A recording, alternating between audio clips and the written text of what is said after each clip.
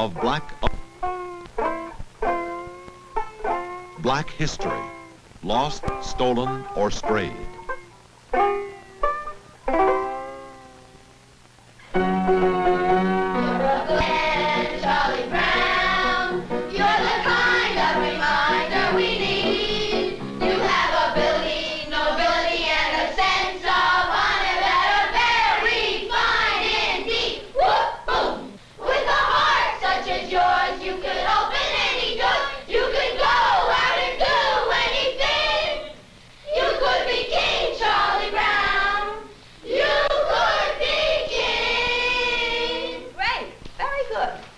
We'll go to lunch now, and this afternoon we'll continue with our meeting.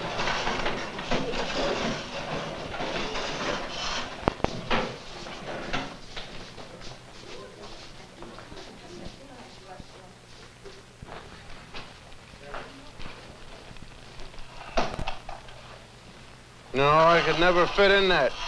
Never get in that at all. This is more like it. Now, what's the whitest thing you know? Whiter than the driven snow, whiter than the whites of your eyes? Sugar.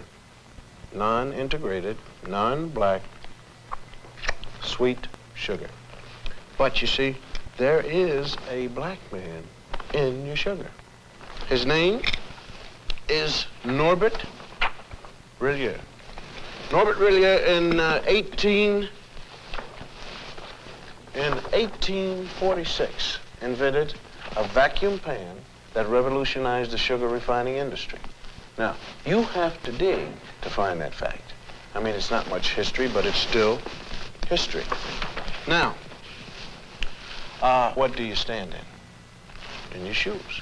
Now, there's just you and your shoes, isn't there? Nope. See, there's a black man standing in your Oxfords with you. Sharing your soul and your heel is a man, his name is Jan Ernst Metzelger. And in 1863, this is a drawing by the kids, Metzelger invented the machine that made mass-produced shoes possible. Now, you have to dig around for that fact, too. And again, it's not much history, but it's history.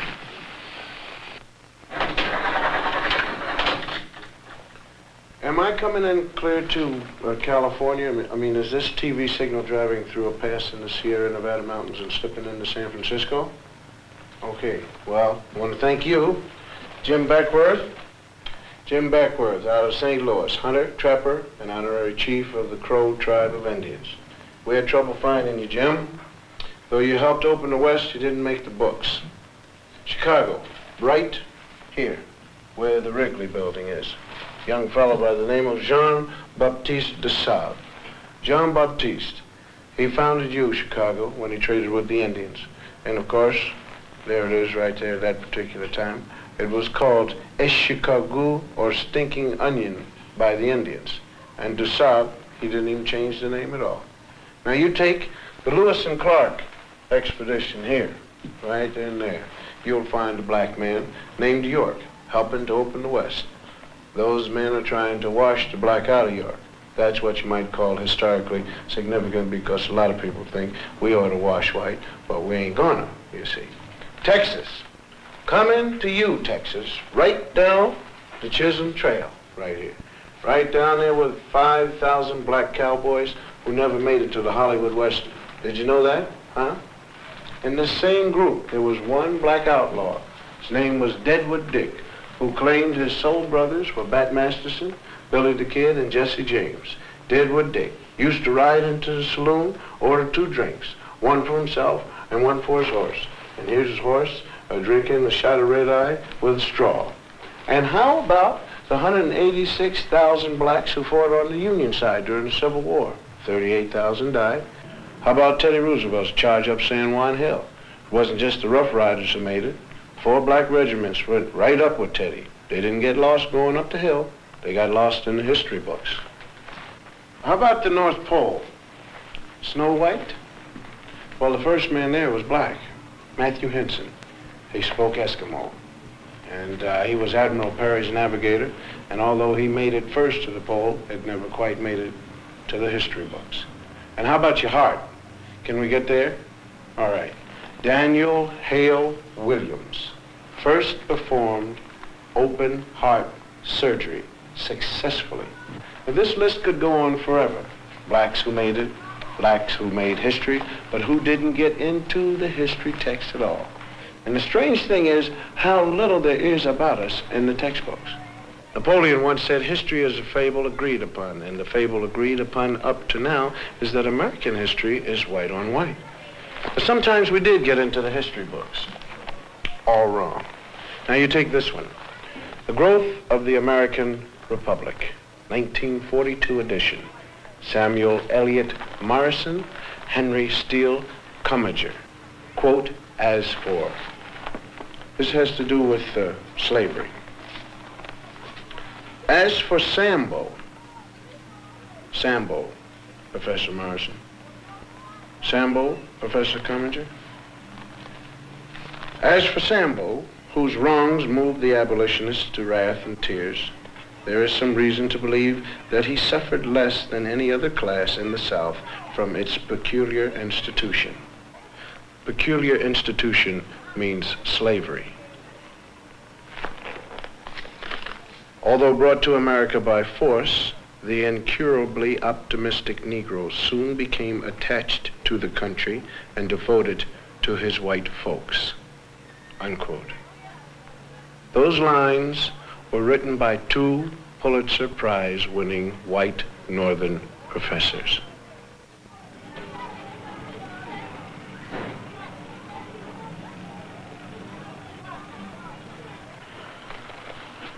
Slavery. That's the place everybody likes to start Negro history. You have ignorant black men being brought over from Africa in chains. Terrible thing, slavery. But this way slavery is taught, it sort of takes the sting out of it.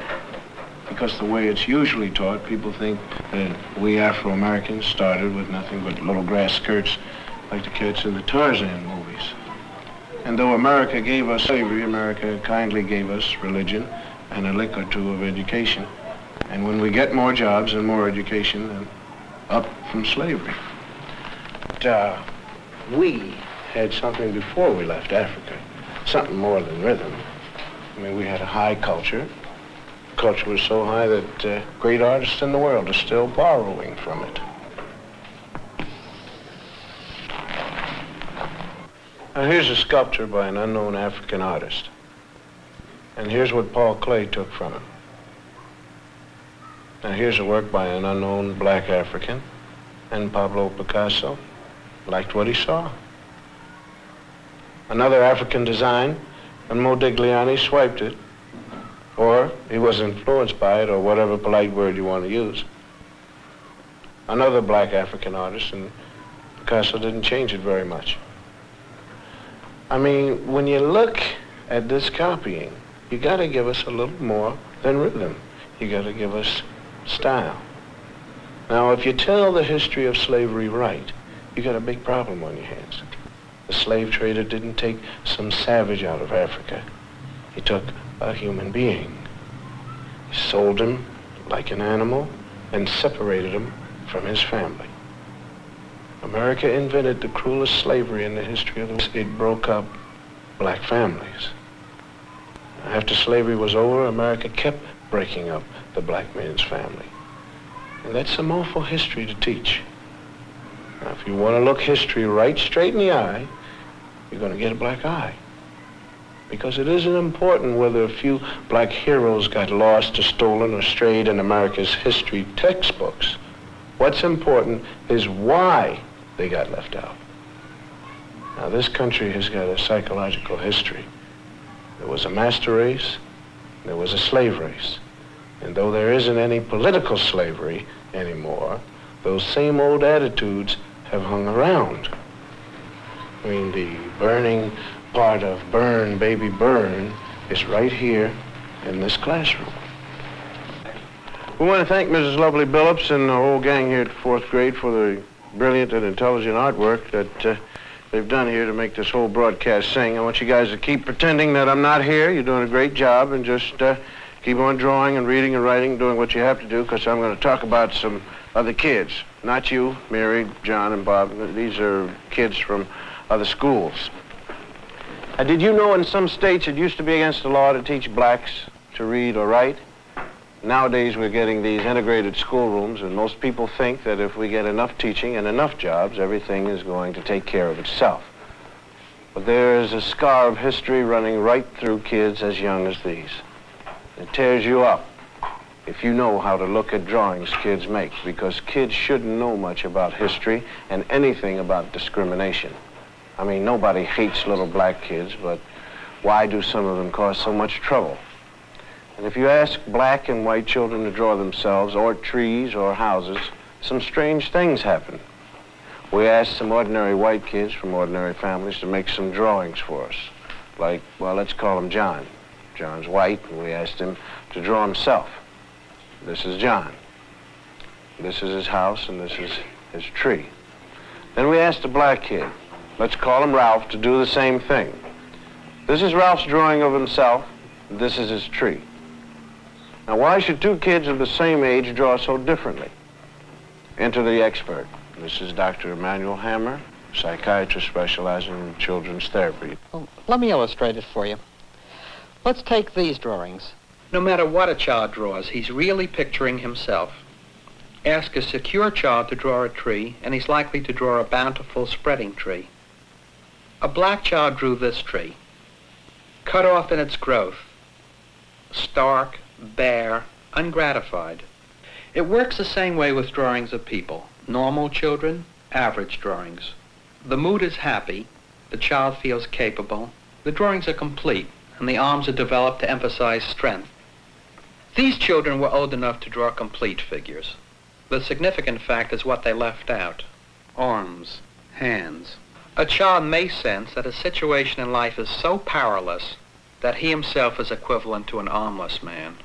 My own study reveals that armless people appear 3 times more frequently in the drawings by black children than those by white. The faceless beings suggest that these youngsters not only feel themselves to be less than they might be, they don't even feel themselves to be. The black child who is forced to live in a hostile world may disappear in self-defense. He drifts through life feeling like a shadow. He stops caring, and he stops trying. A child who has this on his mind cannot be a child. A child who has this on his mind could want to burn down cities when he gets older.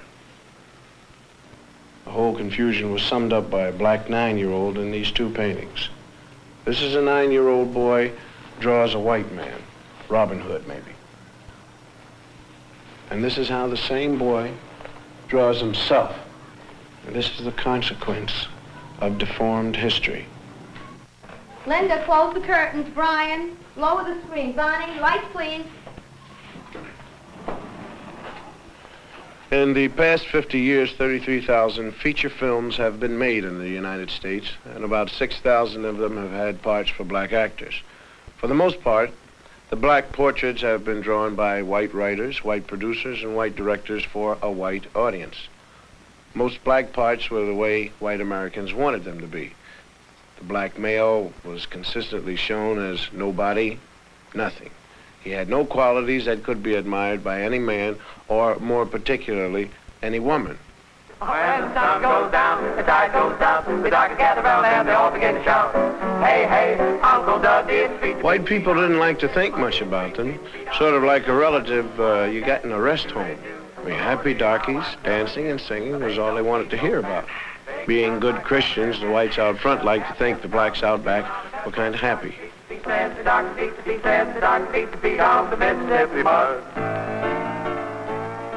Uncle Tom's Cabin was one of the first movies made that tried to say anything about black people. Uncle Tom was changed a little each time it was put on the stage, and all the parts were played by white actors, and by the time they made a movie of it in 1903, Uncle Tom was just the white man's idea of a good nigger. You might say he was what H. Rap Brown ain't. They made this picture 5 times. And by the time they finished with it, Mickey Rooney could have played Uncle Tom.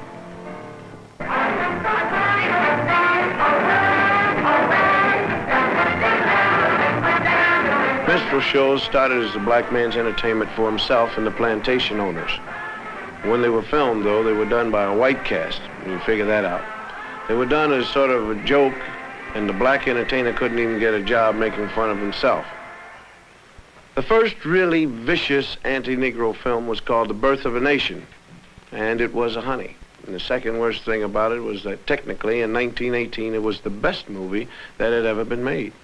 A cat named D.W. Griffith produced it, and he knew how. See? Birth of a Nation pretended to tell the story of the Civil War and what happened afterwards when the slaves were freed.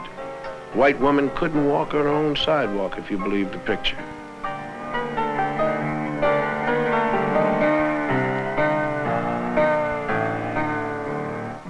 In the South, Negroes got the right to vote, and the movie showed black vote collectors refusing to accept white votes, and black people sneaking in extra votes. And if these black bad guys don't look very bad to you, it's probably because they were white actors wearing burnt cork. Negro legislators took over in the South, and in the film they were made to look like apes. And this was the movie version of how it looked in the Southern state legislature. They drank whiskey, they ate chicken with their hands in the State House, and they put their feet up on the table with the shoes off. And of course, they passed all sorts of crazy laws according to the film, like anybody could marry anybody they wanted to. It was obvious to anyone who saw this picture that Negroes weren't fit to govern themselves or anyone else because they really weren't people. This film is 50 years old, and it may look silly and out of date now, but it didn't look silly when it was made and seen. Several million Americans who saw it were propagandized to believe that this is the way things would be if they weren't careful. So they've been pretty careful. Colonel Cameron, a former officer in the Confederate Army, is all upset over the way Northerners and the freed slaves are changing his South, taking the mint julep right out of his mouth. So he takes a walk one day while he's worrying about it, and he sees two white kids playing, and then four black kids come along. Being hardly human and naturally afraid of ghosts, the black kids run.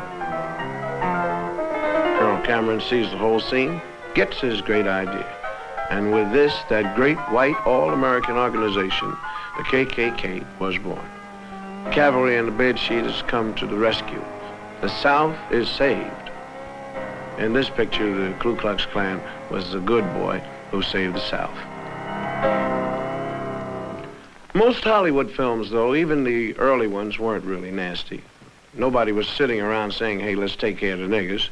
What producers were doing was making money.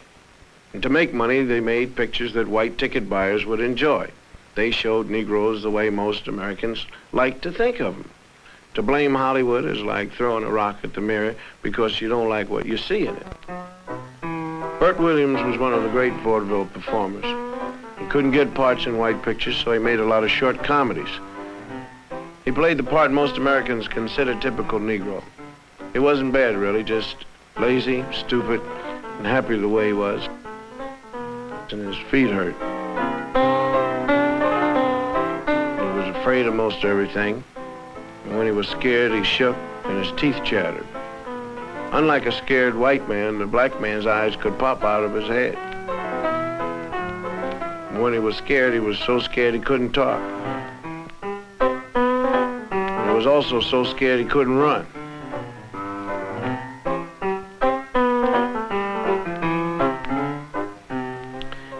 Black women, on the other hand, were steady and imperturbable.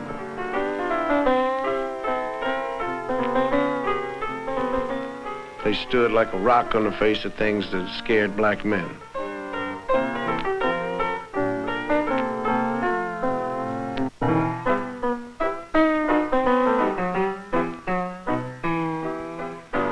Another strange physical characteristic was when they were really very scared, the guys turned white.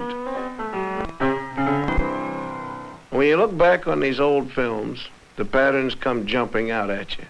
The most consistent thing about them was the attack on the black man. He was never even given the privilege of being a man. He was a boy, as in, you know, here, boy.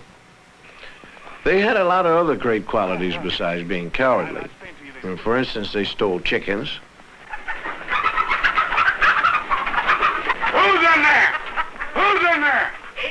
in here, but I'll check it.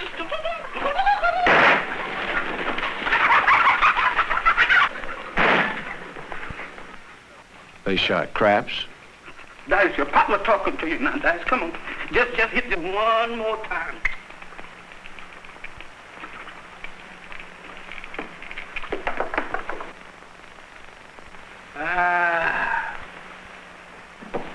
And lions weren't the only thing they were afraid of either.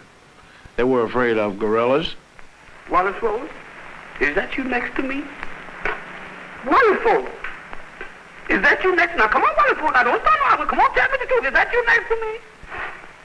Wallingford, please say yes, that's you.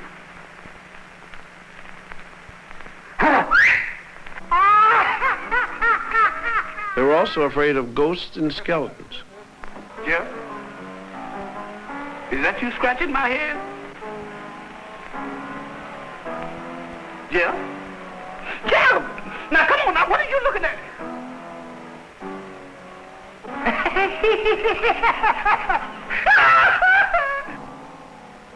What's your hurry, boys? Even when they were little boys, they had these characteristics. Farina in our gang was the boy.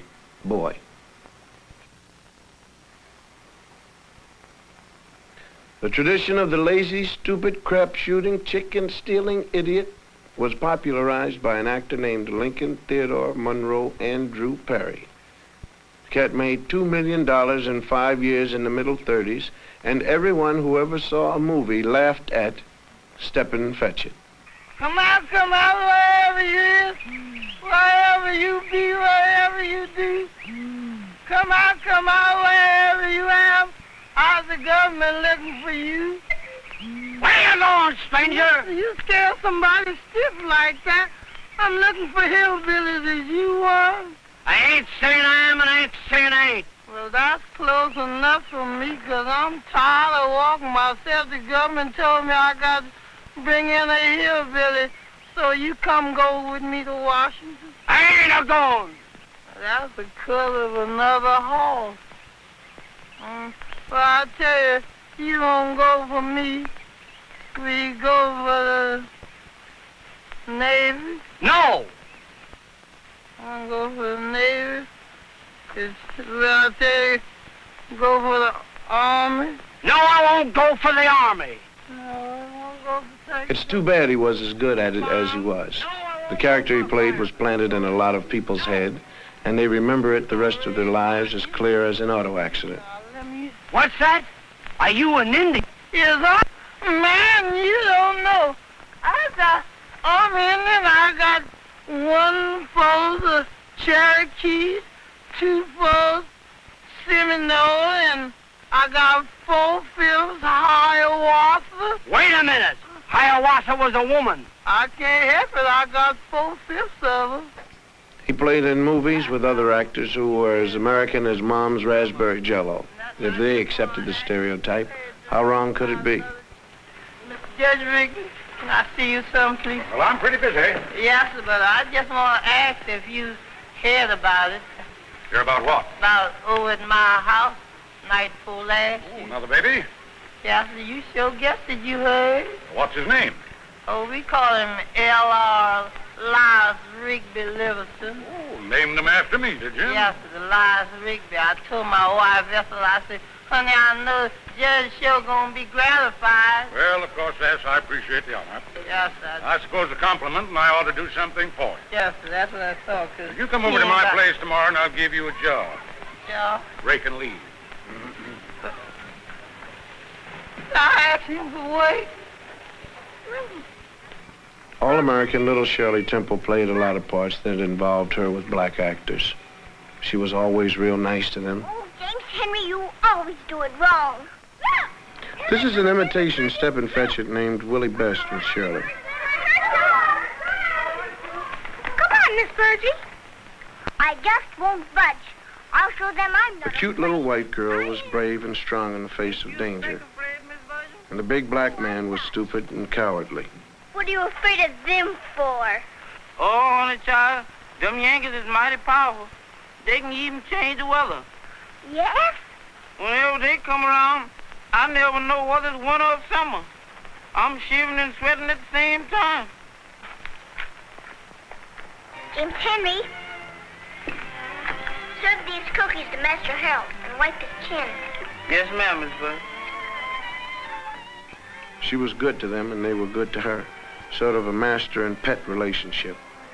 How would you like to see Uncle Billy dance? All right, James Henry, let's get going, son.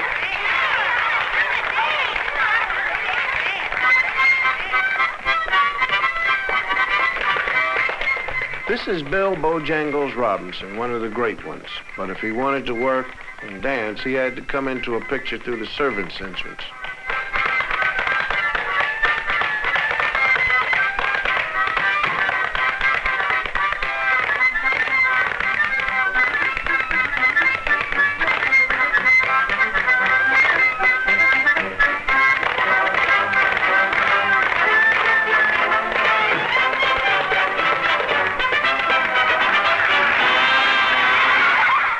Shirley was good to children, too. They loved their little mistress, and she treated them real good. Oh, Sally Ann. Oh, Dad. Just like they were equals. Go on now, Sally Ann. Miss Virgie, please, ma'am. We all done come here to wish him many happy Returns. That's it. Many happy returns of the day. And we all done made you a darling. Here it is. Miss Virgie, there was more I had to say, but Ellie, I forgot it. Don't you worry. This is the very nicest present I got. Thank you ever so much. Yes, indeed, children. It was very thoughtful and sweet. Come now, dear. I'll see you later. See me. Oh, he'll be waiting. I suppose it might have surprised a lot of Hollywood producers to know a scene like that could actually make a lot of people, mostly black, sick to their stomach. This is a lot of fun, isn't it? The newsreels that were shown along with feature films knew a good thing when they saw one. They helped keep all the black cats in their place. Nobody black ever did anything very newsy in a newsreel.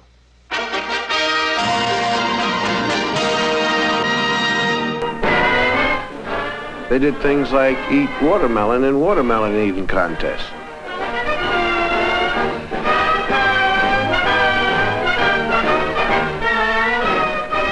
Then another favorite for the newsreel cameraman was to film people throwing things at them. Good sport. Some college football publicity man decided this was a good idea. And there were a lot of very funny golf pictures. If you weren't black, they were funny, I guess.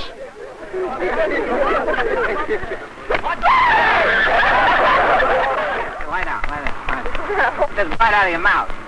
Don't miss, boss. Don't miss. Well, you keep still, see? Otherwise, you'll have flowers in your room and you won't smell them. Oh, boy. Oh, wait. Everything suggested the black man was nothing.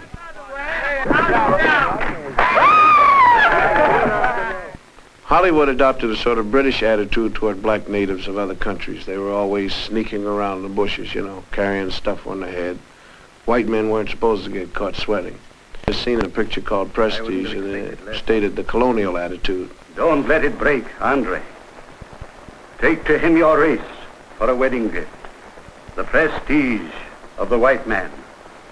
That means everything you stand for, and it is the only weapon you two will have. Prestige. That it is enough to preserve you. Yes, sir. And I'll try to remember it. If you'll kiss me. Even though most non-white natives of any place were savages in films, it often pleased white producers to endow a few chosen blacks with the virtue of great loyalty to him, the white man. Here's one defending Anne Harding to the death.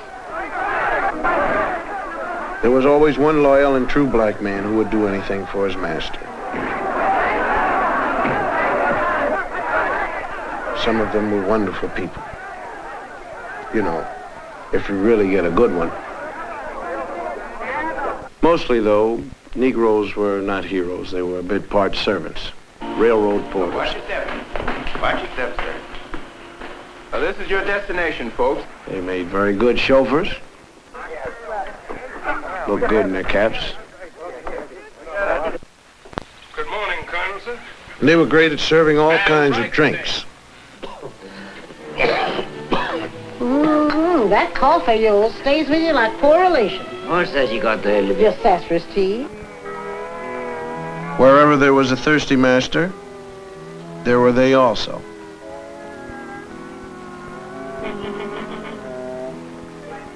Come back. They played Aunt Jemima. Will you have enough? I don't know if I can stretch one small chicken, but as long as the water's running, we'll have soup enough. Lottie, will you take Kay upstairs and wash all that goo off her face and give her a good... And one question they never answered. When the Negro woman was taking care of the white woman's kids, who was taking care of hers? They did all kinds of odd jobs around the picture, like walking horses. When they weren't walking the horses, they were out back playing craps, of course. Recreation. They met people at the station before their masters. Is you folks, We've come all the way from Ireland. Mr. Milford's expecting us. Mr. Milford. Yes'm, you is which I'm looking for. I'm Mr. Milford's boy. His boy, you say? Yes, sir. Murphy's the name, sir. Did you say Murphy? Yes, Mrs. Murphy. They calls me Walking Murphy. Walking Murphy? Yes, sir. Most of us Murphys down here just sit. I walk. They make wonderful servants, all kinds in pictures. Dumb but loyal. Yeah. John, isn't it a beautiful night? I just love parties, don't you? I beg your pardon? Thank you kindly. Yes? Hello? Oh, this is the Berrigan residence.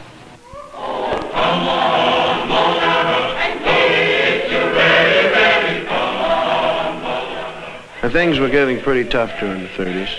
And a good thing for a lot of black actors was that they made a movie called The Green Pastures with, like they say, a cast of thousands. It gave a lot of people work, but it had all the old stereotyped characters. It was clever and funny and all black. But it was a white man's picture.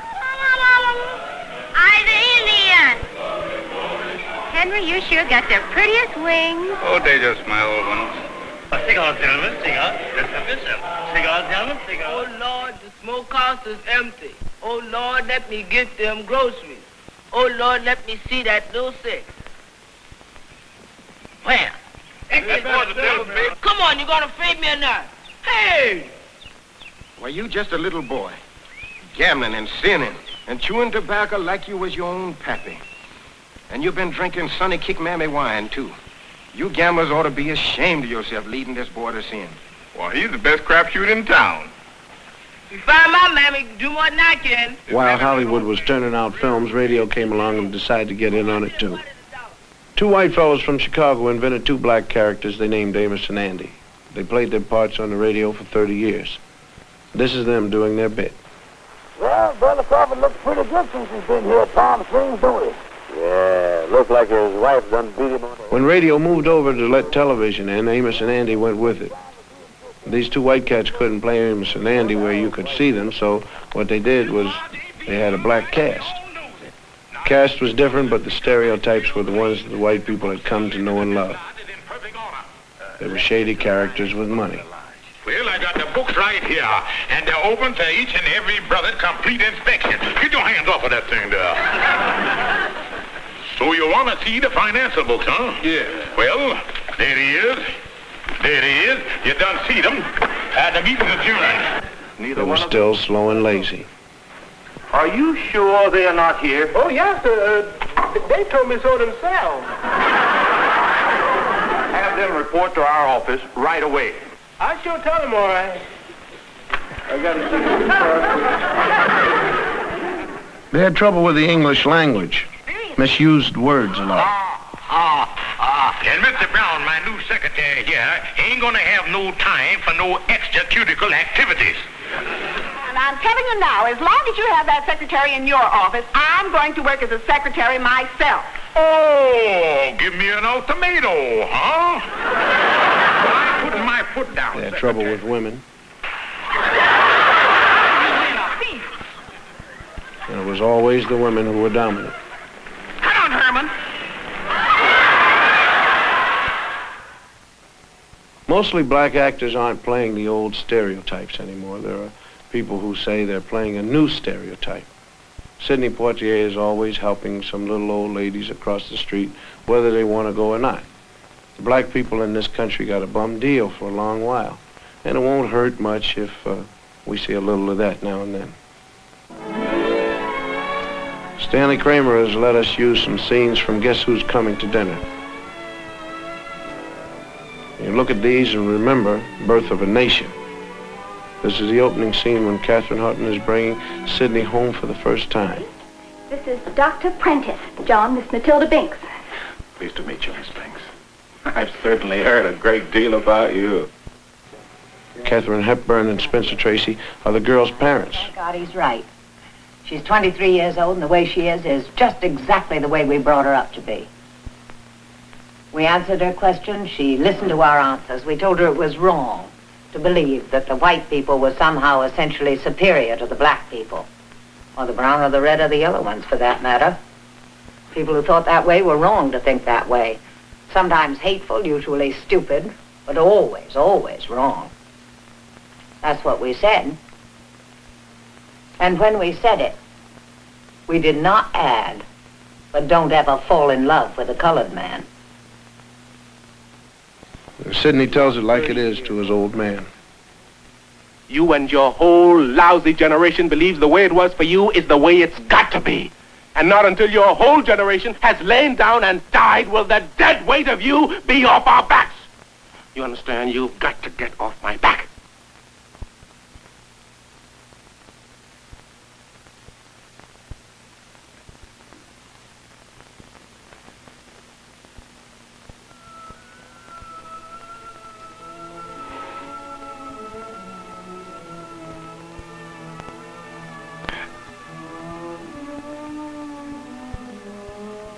Dad,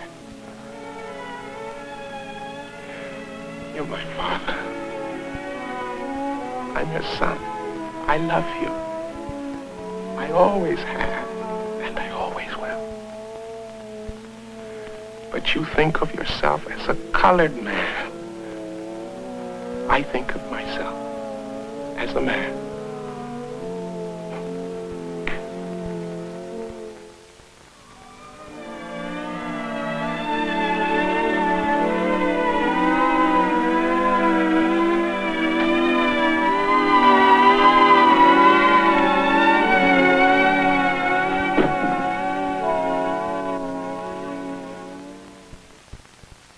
By the time the world of movies and the world of education get into the streets of black America, some strange things happen. Because what history and the movies have told the black man is that he's nobody unless he joins the white world. The white world only comes into the black ghetto by messenger. The message used to read, black is nothing, white is beautiful. For this reason, a lot of black people have spent their lives trying to be white. For instance, hair. Some people still call straight hair good hair because it looks like white hair. Kinky hair is bad hair. The man on the right is having his hair cut naturally. The man on the left is having a process. What the barber is doing is applying harsh chemicals to his head so he'll have straight hair like all those movie stars have. It's a painful, long job that costs about $6 and has to be looked after every couple of weeks. These days, many young black men find the whole process demeaning. It's going out of fashion, even in the ghetto. It takes pain to become like a white man, and more pain when you know you can't make it.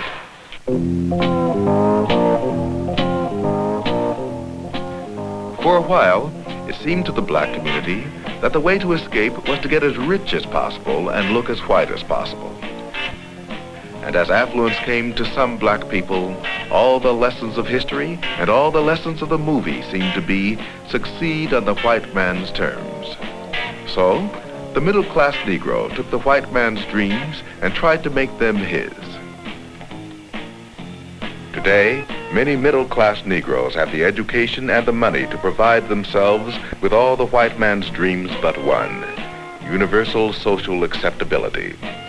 He has not yet been able to join in any normal or casual way the white man's affluent society, so he has his own. The white man's attitudes still exclude the black man and the black woman. There's a fallacy in this country that says that any man by his merits can make it. That is not true. Do not believe that. It is not true. Because any man in this society cannot make it. That's where the whole fallacy is. Well, I think we The all know white that. I man think that's keeps what we're all saying to you, about. if you just stop being black, if you just stop shooting your people on Saturday night, you just stop talking Negro dialect, if you clean yourself up, get yourself a job, you're going to make it in this society. It's not true. I know for myself I have a master's degree in social work, and I know that people won't accept me. And I was an honor student, and I know I can make it. They won't accept me. They don't discriminate against me because I'm a Christian. They're discriminating against me because I'm black. The message down here is coming in stronger. It's be yourself, be black. The new generation of black young Americans is asserting itself in a new and possibly disturbing way. Many black Americans are giving up on American society. If you can't wash white, even if you have the money, if you can't wash white because you are basically black, what you do is react, sometimes radically. Here is a measure of the reaction to white is beautiful. This is a storefront school in Philadelphia. The children are being given a black preparation before they enter the city's schools. They're not especially gifted children, they're just from the neighborhood. One black man named John Churchville put it all together in finance. Right?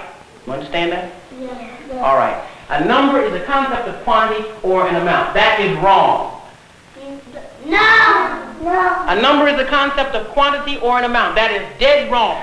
He's not only teaching new math to children whose ages range from 17 months to 5 years, he's decided to give them the emotional armor they need to protect themselves against the education they're sure to receive when they start kindergarten. Anybody tells you something wrong, are you going to do it? No! All right. What do you want, you know? I want freedom. When do you want it? I want my freedom now. No, you have to wait till next week, you know. You can't have it now. How can you wait till next week? Yes. Okay. Sit down. All right, young man, stand up. When do you want your freedom, young man? I want freedom now. You can wait till next week, though, can't you? No. Michael, you just have to wait till next week. You can't have it now. Are you willing to wait till next week? No. Suppose I said that you have to wait till next week. Now, you're going to wait till next week, aren't you? No. How are you going to get your freedom? I will use any means necessary to get my freedom. Any means necessary? Yes. You know, all right, sit down. Young man, what is your name? My name is Eric Houston. Levante.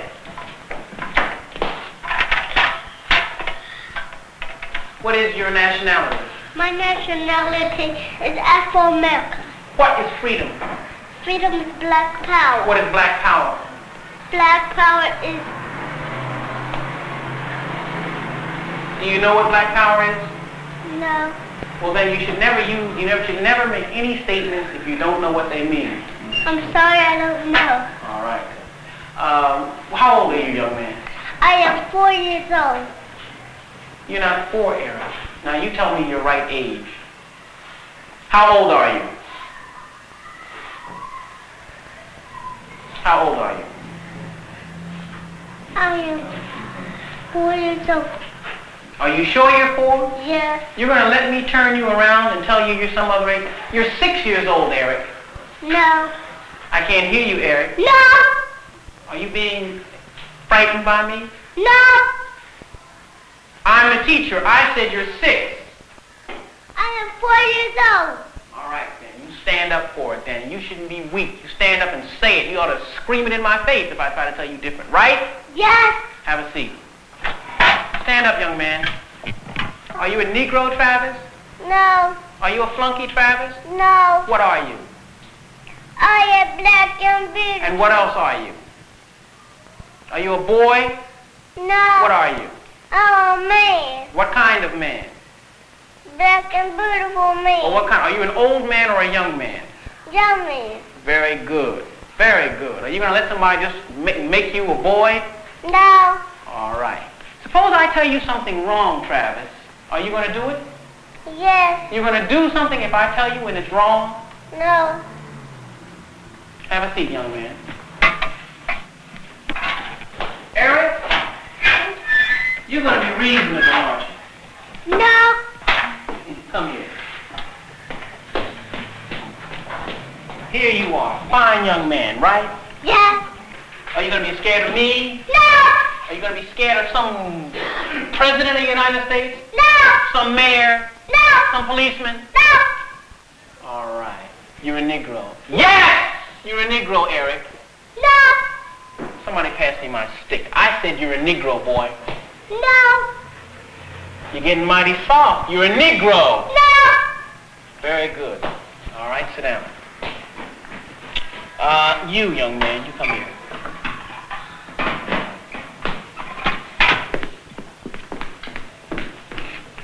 Your nationality is American Negro. Yes. No. Your nation... Now look, don't play with me.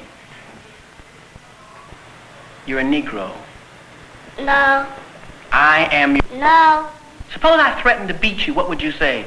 Aren't you a Negro now? No. What are you? I'm black and beautiful. What is your nationality? My nationality is Afro-American. Suppose I had some money in my pocket. Suppose I gave you $1 to say that you're an American Negro. This is money now. Money talks. Money talks. This $1. And if you don't say it, you don't get it. You're an American Negro, aren't you? No. You won't have any money. You know you need money, don't you? Yeah. You need money to live, don't you? Yeah. All right. All you have to say, Leon, is that you're an American Negro. Aren't you an American Negro? Are you an American Negro? No. What are you? I'm black and beautiful. What's your nationality? My nationality is Afro-American. Very good, man. Keep it up. Go sit down. You had to think about that a minute, didn't you? Yeah. All right. All right, everybody. What is your nationality? My nationality is Afro-American. Good. All right. What will do to you in different ways when you get out of the school? They're not going to just come right up to you and give you $1 or say, if you say that you're an if you say you're an American Negro, I'll give you $1. But they're going to be very nice to you, some of them, and they're going to try to, get you not to love black people. They're going to try to get you to, be something other than you are. They're going to try to make it seem as though you're different from the masses of black people. And they want you to go away. Now, I'll tell you, I'll give you special things if you just come along with me and do what I say. But you must reject that. Now, you know what that means? That means you're not going to have the money you'd like to have, and money is not important. We need money. We have to buy things with it, but money is not the thing that we're living for. The only thing that makes a person worth living is being a man and being a woman, being strong in character, being straight, telling the truth, and living in the truth and doing the right thing. You understand that? So no matter what happens, I want you all to always tell the what? You may not get the marks you're supposed to get in school. You may be doing the work, but because the teacher doesn't like your attitude, and she'll always tell you, I don't like your attitude. Because you're independent, but you're not going to school for grades. You're going for what? Yeah. All right, and what kind of people is everybody in this room going to be? Tell me the kind of people you're going to be. Black and beautiful. What else? You're already that. What are you going to be? You're going to be stupid? No. What kind of people are you going to be? Excellent. You're going to be excellent, and what else? Yes, ma'am. Strong. And strong, and what else? And good. And good, and what else? And genius. And a genius, and what else? I'm looking for another word. All of you are geniuses right now, and you'll be better than that. What else? I'm looking for a word that begins with a B. Brilliant. Brilliant. And brilliant really means to shine. And all of you will shine. All of you are really going to be brilliant. Good enough. All right. How does everybody feel now? You ready to get ready for lunch? Yeah! Who's hungry? Well, that's kind of like brainwashing. Or is it? I mean, can you blame us for overcompensating? I mean, when you take the way black history got lost, stolen, or strayed, when you think about the kids drawing themselves without faces, and when you remember the fine actors who had to play baboons to make a buck, I guess you got to give us a sin of pride. Pride. Hubris in the original Greek. It's 300 years we've been in this American melting pot, and we haven't been able to melt in yet. And that's a long wait.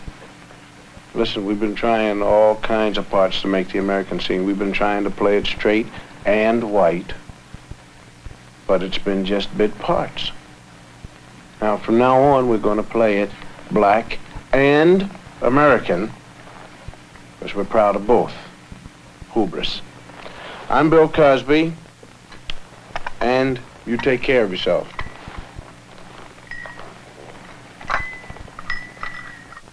All right. What is a set? A set is a collection of objects. What is a subset? A subset is part of a set. What is a member? A member is one unit of a set. What, in terms of set comparison, does larger mean? Everybody together. I'm going to ask you all the questions. Let's see if you can do it. All right. What is arithmetic? Arithmetic is the science of numbers. What is a number? A member is one unit of a set. What is, in terms of set comparison, what does larger mean? Larger means a set that has more members in it. In terms of set comparison, what does smaller mean? Smaller means a set that has less members in it. All right. All right. Now, quickly, look up on the board, relax, but think very quickly. You understand? Yes. All right. In terms of set comparison, we want to compare two sets, and I want you to tell me which is larger. The first time around. A number is a concept of quantity